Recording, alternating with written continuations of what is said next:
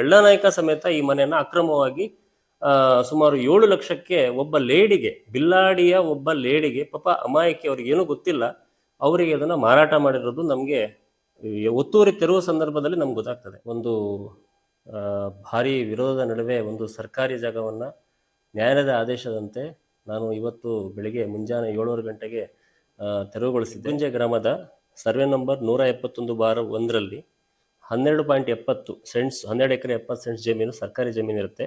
ಅದಕ್ಕೆ ತಾಗಿಕೊಂಡು survey number ಅದೇ ಹೆಗ್ಗುಂಜೆ ಗ್ರಾಮದ 162/1ರಲ್ಲಿ 499.67 ಎಕರೆ ಸರ್ಕಾರಿ ಜಾಗ ಇರ್ತದೆ. ಇದು ಹೇಗಿದೆ ಅಂದರೆ ಫುಲ್ ಫಾರೆಸ್ಟು, ಬಹಳ ಅತಿ ದೊಡ್ಡ ಮರಗಳು, ಎಲ್ಲ ದೊಡ್ಡ ಮರಗಳಿಂದ ಕೂಡಿದ ಪ್ರದೇಶವಾಗಿರ್ತದೆ. ಇಂಥ ಪ್ರದೇಶದಲ್ಲಿ ಏನಾಗುತ್ತೆ ಅಂದರೆ ಒಬ್ಬ ವ್ಯಕ್ತಿ, ವಿಜಯ್ ಚೌಟ ಎಂಬ ವ್ಯಕ್ತಿ, ಭಾಳ ಪ್ರಭಾವಿ ವ್ಯಕ್ತಿ, ಏನು ಮಾಡ್ತಾನೆ, ಈ ಸರ್ಕಾರಿ ಜಾಗನ ಅನಧಿಕೃತವಾಗಿ ಅವನು ಅದನ್ನು ಆಕ್ರಮಣ ಮಾಡ್ಕೊಂಡ್ಬಿಟ್ಟು ಈ ಏನೂ ಗೊತ್ತಿಲ್ಲದಿರೋಂಥ ವ್ಯಕ್ತಿಗಳಿಗೆ ಸೆಣಸಿಗೆ ಇಷ್ಟು ಅಂಥೇಳಿ ಮಾರಾಟ ಮಾಡುವನ ಪ್ರಕ್ರಿಯೆನ ಅವನು ಬಹಳ ವರ್ಷಗಳಿಂದ ಮಾಡ್ಕೊಂಡು ಬಂದಿರ್ತಾನೆ. ಈ ಬಗ್ಗೆ ವಿಜಯಲಕ್ಷ್ಮಿ ಎಂಬುವರು ಇದನ್ನು ದೂರು ಸಲ್ಲಿಸ್ತಾರೆ. ಎಲ್ಲಿಗೆ? ನಮ್ಮ AC ಅವರಿಗೆ ದೂರು ಸಲ್ಲಿಸ್ತಾರೆ.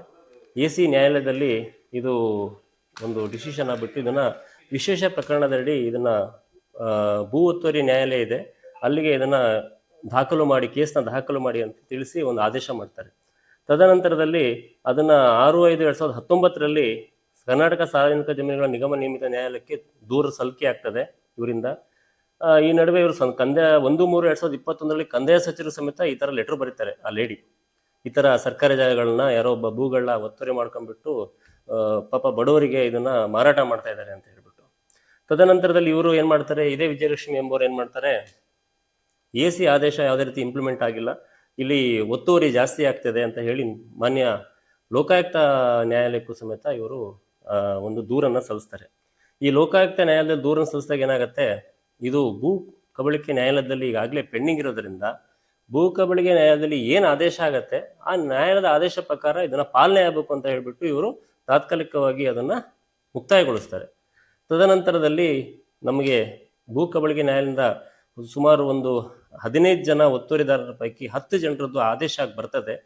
ಅದರಲ್ಲಿ ಒಬ್ಬ ವ್ಯಕ್ತಿ ಬೆಳ್ಳನಾಯಕ ಬಿನ್ ಆನಂದ ನಾಯ್ಕ ಒಬ್ಬ ವ್ಯಕ್ತಿ ಮನೆಯನ್ನು ಕಟ್ತಾ ಇರ್ತಾರೆ. ಸೊ ಅವರು ಮತ್ತು ಇದನ್ನು ಮನೆ ಕಟ್ಟುವ ಪ್ರಕ್ರಿಯೆ ಮಾಡ್ತಾ ಇದ್ದಾಗ ನಾವು ಅವರಿಗೆ ಹೋಗ್ಬಿಟ್ಟು ನಮ್ಮ ವಿಲೇಕರಣ ಮುಖಾಂತರ ಹೋಗ್ಬಿಟ್ಟು ಅವ್ರಿಗೆ ತಿಳಿಸ್ತೀವಿ, ಈ ಥರ ನ್ಯಾಯಾಲಯದ ಆದೇಶ ಆಗಿದೆ, ತಾವು ಮನೆಗಳನ್ನು ಕಟ್ಟಬಾರದು ಅಂತೆಲ್ಲ ತಿಳಿಸ್ತೀವಿ. ಅದಾಗಿ ಮತ್ತೆ ಅವರು ನಿಲ್ಲಿಸಲ್ಲ, ಮತ್ತೆ ಪುನಃ ಕಟ್ತಾರೆ. ತದನಂತರದಲ್ಲಿ ನಾನು ಲಿಖಿತವಾಗಿ ದಿನಾಂಕ 12/12/2025 ಒಂದು ನೋಟಿಸನ್ನು ಜಾರಿ ಮಾಡ್ತೀನಿ, ಇದನ್ನು ತಾವು ಸ್ವಂತ ಖರ್ಚಿನಲ್ಲಿ ತೆರವುಗೊಳಿಸಿ, ಇದು ಈ ಥರ ನ್ಯಾಯಾಲಯದ ಆದೇಶ ಆಗಿದೆ ಅಂತೇಳಿ. ಅವರು ಅದಕ್ಕೂ ಬೆಲೆ ಕೊಡದೆ ಮತ್ತೆ ಪುನಃ ಅವರು ಸ್ಲ್ಯಾಬ್ ಹಾಕುವ ಪ್ರಕ್ರಿಯೆಯನ್ನು ಮಾಡ್ತಾರೆ.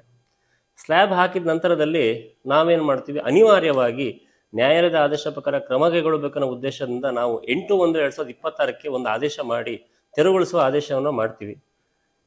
ಆ ಮಾಡಿದ ಆದೇಶ ಪ್ರಕಾರದಲ್ಲಿ ನಾವು JCB ತಗೊಂಡು ಹೋಗ್ಬಿಟ್ಟು ತೆರವುಗೊಳಿಸ್ಲಿಕ್ಕೆ ಹೋಗ್ತೀವಿ. ಮಧ್ಯಾಹ್ನ 3 ಗಂಟೆಗೆ ನಾವು ಅದನ್ನು ಹಮ್ಮಿಕೊಂಡಿರ್ತೀವಿ. ಹೋದಾಗ ಅಲ್ಲಿ ಸ್ಥಳೀಯರು, ಈ ಏನು ಒತ್ತುವರಿದಾರರು ಮತ್ತು ಬೆಳ್ಳನಾಯಕ ಮತ್ತು ಒಂದು ಯಾರೊಬ್ರು ಗಣೇಶ್ ಲೋಕೇಶ್ ಎಂಬುವರು ಬಂದ್ಬಿಟ್ಟು ತಡಿತಾರೆ, ಇಲ್ಲ ನೀವು ಮಾಡ್ಲಿಕ್ಕಿಲ್ಲ ಹಾಗೆ ಹೇಗೆ ಅಂತೇಳಿ. ನಾವು ಅವರಿಗೆ ತಿಳಿಸಿ ಹೇಳ್ತೀವಿ, ಇದು ನಾವು ಸರ್ಕಾರಿ ಕೆಲಸ ಮಾಡ್ತಿರೋದು, ನ್ಯಾಯಾಲಯದ ಆದೇಶದ ಪ್ರಕಾರ ಕ್ರಮ ಕೈಗೊಳ್ತಿರೋದು, ತಡಿಬೇಡಿ ಅಂತ ಹೇಳ್ತೀವಿ. ಪೊಲೀಸ್ನವ್ರು ಇರ್ತಾರೆ, ಎಲ್ಲ ಇರ್ತಾರೆ. ಬಟ್ ಅವರು JCB ಡ್ರೈವರ್ನ ಹೆದರಿಸ್ಬಿಟ್ಟು ಓಡಿಸ್ಬಿಟ್ಟು ನಮಗೆ ಮತ್ತೆ ಎಲ್ಲೂ JCB ಸಿಗದ ಹಾಗೆ ಮಾಡಿ ಅವತ್ತು ನಾವು ಒತ್ತುವರಿ ಕಾರ್ಯಾಚರಣೆ ಮಾಡ್ಲಿಕ್ಕಾಗಿಲ್ಲ.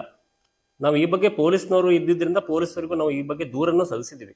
ಕಾನೂನು ಪ್ರಕಾರ ಇವರು ಒತ್ತುವರಿ ತೆರವುಗೊಳಿಸಲಿಕ್ಕೆ ನಮಗೆ ತಡೆ ಒಡ್ಡಿದ್ದಾರೆ, ಕಾನೂನು ಪ್ರಕಾರ ಕ್ರಮ ಕೈಗೊಳ್ಳಿ ಅಂತ ನಾವು ದೂರನ್ನು ಸಲ್ಲಿಸಿ 12/1/2026 ಬೆಳಗ್ಗೆ 7:00 ಗಂಟೆಗೆ ನಾವು ಹೋಗ್ಬಿಟ್ಟು JCBಯನ್ನು ಖುದ್ದು ನಾನು JCB ಜೊತೆಗೆ ಜೀಪನ್ನು ತಗೊಂಡು ಹೋಗಿ ಮತ್ತೆ ಎಲ್ಲಿ ತಡೆ ಹೊಡ್ತಾರೆ ಅಂತೇಳಿ ಹೋಗ್ಬಿಟ್ಟು ಇದನ್ನೆಲ್ಲ ಮನೆಗಳನ್ನು ತೆರವುಗೊಳಿಸ್ತೀವಿ.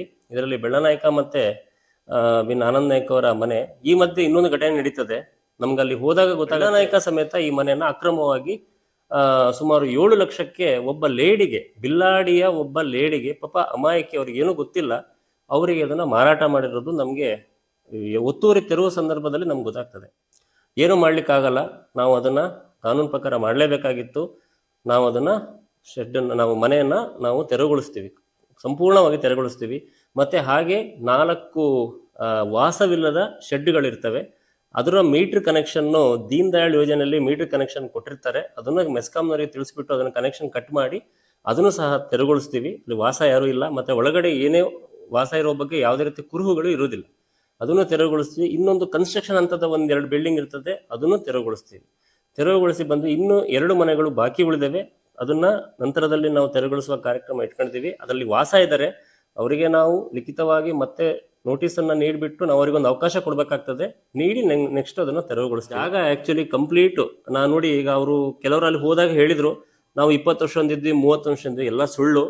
ನಿಮಗೆ ನಾನು ಅದನ್ನು ಅವಾಗಲೇ ತೋರಿಸಿದೆ. ನಾನು ನಿಮಗೆ ಗೂಗಲ್ ಅರ್ತ್ ಇದರೊಳಗೆ ಗೂಗಲ್ ಅರ್ತ್ 2016ರಿಂದ ನೀವು 18ರ ತನಕ ನೋಡಿದ್ರೆ ಕಂಪ್ಲೀಟ್ ಕಾಡಿದೆ.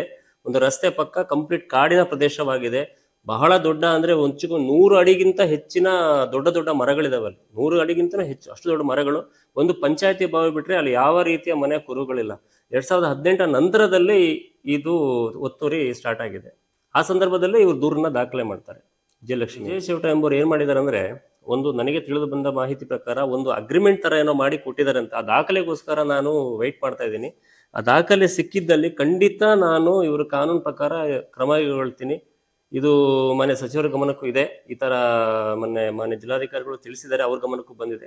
ಬಟ್ ಯಾವುದೇ ಸಾಕ್ಷ್ಯಾಧಾರಗಳಿದೆ, ನಾವು ಯಾರ ಮೇಲೂ ಕ್ರಮ ಕೈಗೊಳ್ಳಿ ಸಾಧ್ಯವಾಗುವುದಿಲ್ಲ. ಆ ಸಾಕ್ಷ್ಯಾಧಾರ ಸಿಕ್ಕಿದ್ರೆ ಖಂಡಿತ ನಾವು ಕ್ರಮಗಳು ನೋಡಿ. ಇಲ್ಲಿ ಒಂದು ಸಿಕ್ಕ ಒಂದು ನೋಡಿ, ಉಡುಪಿ ಜಿಲ್ಲೆ ಮುದ್ದುಮನೆ ಅಂಚೆಯ 33 ಒಂದು ಜೆರಾಕ್ಸ್ ಸಿಕ್ಕಿದೆ, ಇಲ್ಲಿದೆ.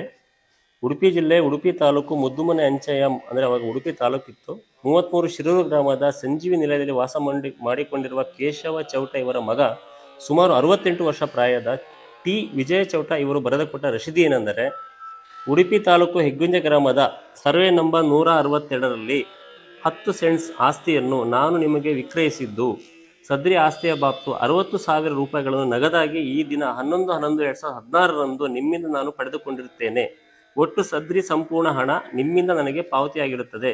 ಸದ್ರಿ ಕ್ರಯದ ಪ್ರತಿಫಲದ ಹಣ ಇನ್ನೇನು ನಿಮ್ಮಿಂದ ನನಗೆ ಬರತಕ್ಕ ಹಣ ಬಾಕಿ ಇರುವುದಿಲ್ಲ ಎಂದು ನಾನು ನಿಮಗೆ ಬರೆದುಕೊಟ್ಟ ರಶೀದಿ. ಇದು ಬೆಳ್ಳನಾಯ್ಕ ಅವರಿಗೆ ಈಗೇನು ಇವತ್ತು ತೆರವುಗೊಳಿಸಿದ್ದಲ್ಲ, ಅದೇ ಡಾಕ್ಯುಮೆಂಟ್ ಇಲ್ಲಿದೆ. ಇದನ್ನು ತಾವು ಪರಿಶೀಲನೆ ಮಾಡ್ಬೋದಾಗಿದೆ. ರಶೀದಿ ಅಂತ ಈ ಥರ ಸ್ಟ್ಯಾಂಪ್ ಪೇಪರ್ನಲ್ಲಿ ಮಾಡಿ ಕೊಟ್ಟಿದ್ದಾರೆ. ಇಷ್ಟು ರಾಜಾರೋಷವಾಗಿ ಇವರು ಮಾಡಿಕೊಡ್ತಾ ಇದ್ದಾರೆ. ಇದು ಒಂದು ಜೆರಾಕ್ಸ್. ಅಲ್ಲಿ ಸ್ಥಳೀಯವಾಗಿ ಹೇಳೋ ಪ್ರಕಾರದಲ್ಲಿ ಒಂದು ಸೆನ್ಸಿಗೆ 25,000 ರೂಪಾಯಿ ಕೊಟ್ಟಿದ್ದಾರೆ ಅಂತ ಹೇಳ್ತಾ ಇದ್ದಾರೆ. ಸೈಟ್ ಅಂತಲ್ಲ, ಅದನ್ನ ಅಲ್ಲಲ್ಲಿ ಕಟ್ ಮಾಡಿ ಕೊಟ್ಟಿದ್ದಾರೆ. ಬಟ್ ಅಲ್ಲಿ ತುಂಬಾ ಫಾರೆಸ್ಟ್ ನೇಚರ್, ತುಂಬಾ ಮರಗಳಿದ್ವು, ಅವನ್ನ ಸಮೇತ ಕಟಾವು ಮಾಡಿದ್ದಾರೆ. ಅದು ಸಮೇತ ಅದು ತಪ್ಪು. ಒಂದು ಕಾಡು ಅಷ್ಟು ವರ್ಷಗಳ ಮರಗಳನ್ನು ಕಡಿದು ಮಾಡುವುದು ತಪ್ಪು, ಅದನ್ನು ಸಮೇತ ಮಾಡಿ ಅವರಿಗೆ ಆಕ್ಚುಲಿ ಸೆಕ್ಷನ್ 192A ಪ್ರಕಾರದಲ್ಲಿ ಅವರಿಗೆ ಶಿಕ್ಷೆ ಇದು ಮಾಡ್ಬೋದು. ಬಟ್ ಅವರು ಅಮಾಯಕರು ಆದ್ರಿಂದ ನಾವು ಅದನ್ನ ಯಾವುದೇ ರೀತಿಯ ಪಾಪ ಅವರಿಗೆ ಗೊತ್ತಿಲ್ಲದೆ ಅವ್ರನ್ನ ಇದು ಮಾಡಿದ್ದಾರೆ. ಅದು ಯಾಕಂದ್ರೆ ಅಲ್ಲಿ ಹೋದಾಗ ಗೊತ್ತಾಗತ್ತೆ, ಅವರು ಕುಡುಬೆ ಜನಾಂಗದವರು ಕೆಲವರೆಲ್ಲ ಇದ್ದಾರೆ, ಅವರಿಗೆ ಹೆಚ್ಚಿನ ವಿದ್ಯಾಭ್ಯಾಸ ಇಲ್ಲ ಅಂತ ಭಾವಿಸ್ತೀನಿ. ಬಟ್ ಇವರು ವಿದ್ಯಾವಂತರಾಗಿ ಇವರು ಆ ಕೆಲಸನ ಮಾಡಿದ್ದಾರೆ. ಸೊ ಹಾಗಾಗಿ ನಾನು ಅವ್ರ ಮೇಲೆ ಏನು ಇದು ಮಾಡ್ತಿಲ್ಲ. ಬಟ್ ನ್ಯಾಯಾಲಯದ ಆದೇಶ ಪ್ರಕಾರ ನಾನು ಇದನ್ನು ತೆರವುಗೊಳಿಸಲೇಬೇಕಾಗಿರೋದ್ರಿಂದ ನಾನು ಇದನ್ನು ತೆರವುಗೊಳಿಸ್ತೀನಿ. ಇಷ್ಟು ಬಿಟ್ಟರೆ ಬೇರೆ ನಾನು ಹೇಳೋದಿಷ್ಟೇ, ಯಾವುದೇ ವ್ಯಕ್ತಿಯವರು ಒಂದು ಸ್ಥಳವನ್ನು ತಗೊಬೇಕಾದ್ರೆ ದಯವಿಟ್ಟು ದಾಖಲೆ ಪರಿಶೀಲನೆ ಮಾಡಿ. ಅಥವಾ ಕಡಿಮೆ ರೇಟಿಗೆ ಸಿಗ್ತದೆ ಅಂತೇಳಿ ಯಾರ ಹತ್ರ ಮೋಸ ಹೋಗಬೇಡಿ. ಮತ್ತೆ ತದನಂತರದಲ್ಲಿ ಈ ಥರ ನಾವು ಕಾನೂನು ಪ್ರಕಾರ ಕ್ರಮ ಕೈಗೊಂಡಾಗ ನಾಳೆ ನಿಮಗೆ ಭಾಳ ನೋವುಂಟಾಗ್ತದೆ. ಇದನ್ನು ದಯವಿಟ್ಟು ಪರಿಶೀಲನೆ ಮಾಡಿ ಅಂತ ಹೇಳೋದು ನನ್ನ ಈ ಉದ್ದೇಶ. ಸರ್ಕಾರಿ ಜಾಗವನ್ನು ದಯವಿಟ್ಟು, ಅದು ನಿಮಗೆ 94C ಅಂತ ಇದೆ, ಅದರಲ್ಲಿ ನೀವು ಈಗ ಇರುವ ಆ್ಯಕ್ಟ್ ಪ್ರಕಾರದಲ್ಲಿ 2015 ಪೂರ್ವದಲ್ಲಿ ವಾಸ ಇದ್ದರೆ ನೀವು ಅರ್ಜಿ ಸಲ್ಲಿಸಿದಲ್ಲಿ ನಾವೇ ಪರಿಶೀಲನೆ ಮಾಡಿ ನಿಮಗೆ ಹಕ್ಕುಪತ್ರನ ಕೊಡ್ತೀವಿ. ಹೀಗಿರುವಾಗ ಯಾರಿಂದನೋ ಅಕ್ರಮವಾಗಿ ನೀವು ಹಣ ಕೊಟ್ಟು ಮೋಸ ಹೋಗಬೇಡಿ. ದಯವಿಟ್ಟು ಯಾರೋ ಮಾತಿಗೆ ಕಿವಿ ಕೂಡಬೇಡಿ ಅಂತ ನಾನು ಹೇಳಕ್ಕೆ ಈ ಮೂಲಕ ನಾನು ಕೇಳ್ಕೊಳ್ತಿದ್ದೀನಿ.